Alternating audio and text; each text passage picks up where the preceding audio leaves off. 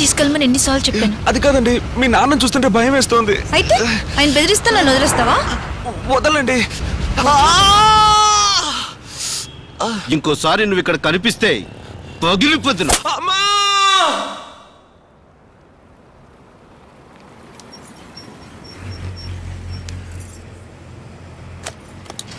లేదండి, నేను ఒక్క మాట కూడా తప్పుగా మాట్లాడలేదు. నేను మాట్లాడుతుండగానే టపా టపా కొట్టేశాడు.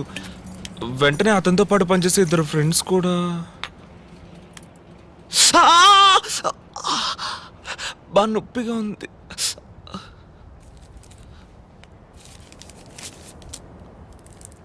పట్టుకో.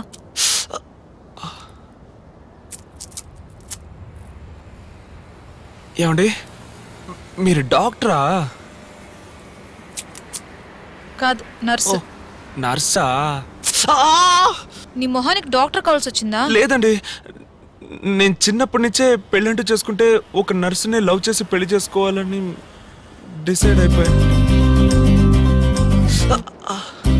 ఇంకేమన్నాడు? మీ వెనక 6 సంవత్సరాలుగా తిరుగుతున్నాడట, కానీ నేను నమ్మలేదు.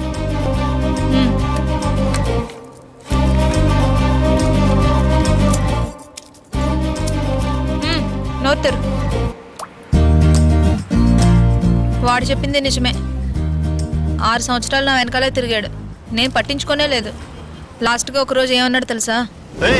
నువ్వేమన్నా పెద్ద ఐశ్వర్య అనుకుంటున్నావా? నేను 6 సంవత్సరాలుగా తిరుగుతున్నాను, పట్టించుకోవడం లేదు. చూస్తాను, నాకన్నా బెటర్ చేసి నీకు ఎవడు దొరుకుతాడో అది చూస్తాను. పోరా. ఏమండి, అలా చూస్తే అన్ని విధాలుగా నేను అతనికంటే మెరుగానండి. అతనికంటే బాగా చదువుకున్నాను, మంచి ఉద్యోగంలో ఉన్నాను, అతనికంటే చాలా అందంగా ఉన్నాను. అదేనండి, విడిగా చూస్తే కొంచెం తక్కువే, కానీ ఇద్దరిని పోల్చి చూస్తే నేను కొంచెం బెటరే కదండి.